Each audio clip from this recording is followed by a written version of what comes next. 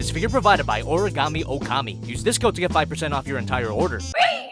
Hey, my name is Jobby and Twilight Princess. What the hell is that? I'm just fucking your cuckoo. Twilight is a franchise that is not as arousing as Twilight Princess. The Legend of Zelda Twilight Princess is the first Zelda game I ever played, and I love this game, partly because the game itself is fantastic, but it also introduced me to this beautiful series of games that I wish I could continue playing, but god damn it, food is more important. But just like Link Between Worlds, I don't remember a thing about the plot. Link turns into a wolf and he's mounted by... midna.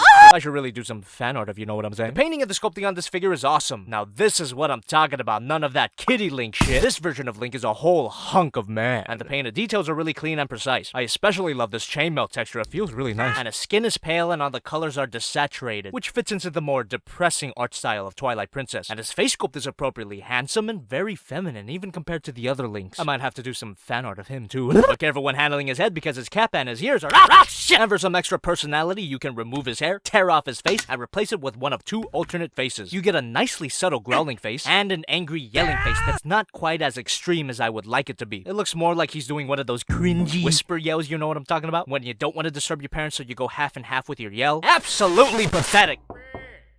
Oh fuck, I think I'm being too loud. But I'm just nitpicking, this face looks fine. And as nice as all these faces look, I can't shake the feeling that his head is too small for his body. Is it just me? Or is this Link a little too buff? I don't even think it was this jacked in the official artwork. But when you think about it, a buff Link does make sense. I mean, he has to carry a ton of shit, not to mention a gigantic Master Sword. I'm totally not jealous, see? I can carry a Master Sword too! But the Master Sword isn't complete without the Hylian shield. Sing along if you know the word.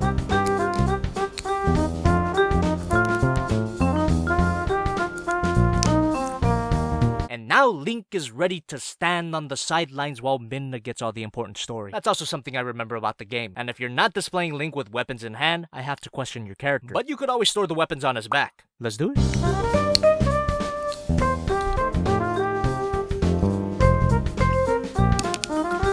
Not too shabby. Now at this point I would move on to the buzz ability, but we're talking about the DX version, you little cuck.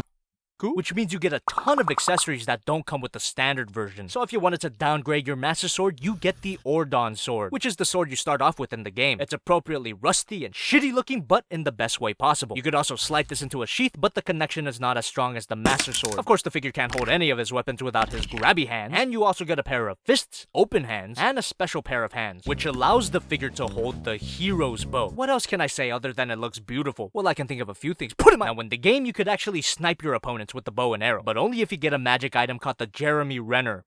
That wasn't funny, let me try again. The Hawkeye, and that's the item's actual name. You simply remove the hair and replace it with the Hawkeye, and this can go on any of the faces. Magic binoculars or getting ready for one of those decapitation orgies. Terrible jokes aside, this thing looks pretty cool. And if we switch his hands back to the grabby hands, he can hold one of his coolest accessories. No, that's not it.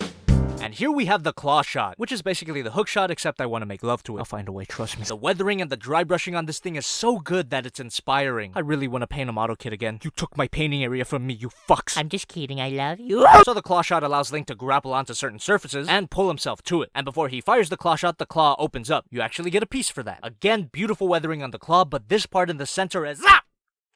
This thing could legit make you bleed if you're not careful. Now let's get to firing the claw shot with a little help of the smooth jazz.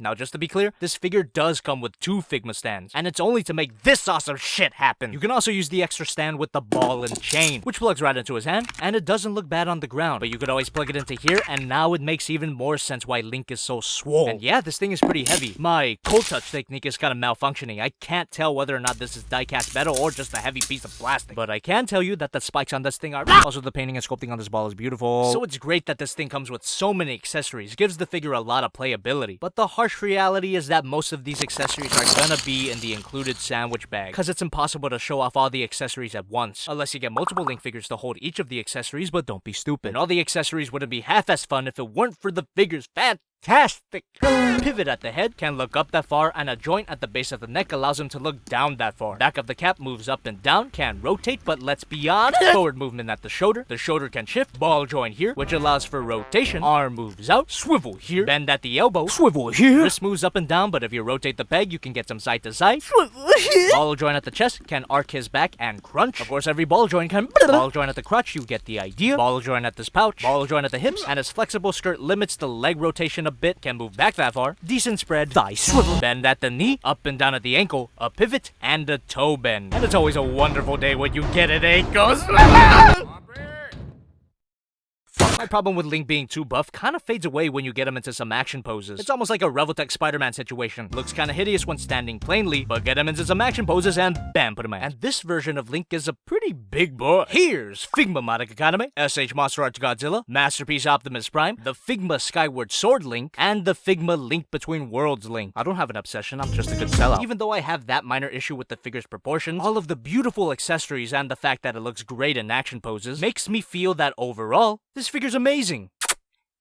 If you're a Twilight Princess fan or a Legend of Zelda fan in general, definitely get this figure. And don't skimp out and get the standard version. Pay that extra $10 and get all of these accessories, you won't regret it. And if you do plan to get it, why not get it at Origami Okami? This is a brand new toy store, and I'm talking out of the womb new. It was launched like last week. There's not much on there right now, but what separates this sponsor from all of my other sponsors is that the owner of Origami Okami is actually a subscriber. And I'm not gonna say who he is for confidentiality purposes, but if you want to review yourself, go ahead. So all I'm saying is go help a fellow swivel out. You even get a cool code to get 5% off your purchase. So thank you so much, Mr. Origami Okami, and an extra thank you for staying subscribed for so long. You kind of go way back. I hope this review drives a lot of traffic to your store, and I hope that we can work together again in the future. You'd be one of my few sponsors that doesn't make me feel like a whore.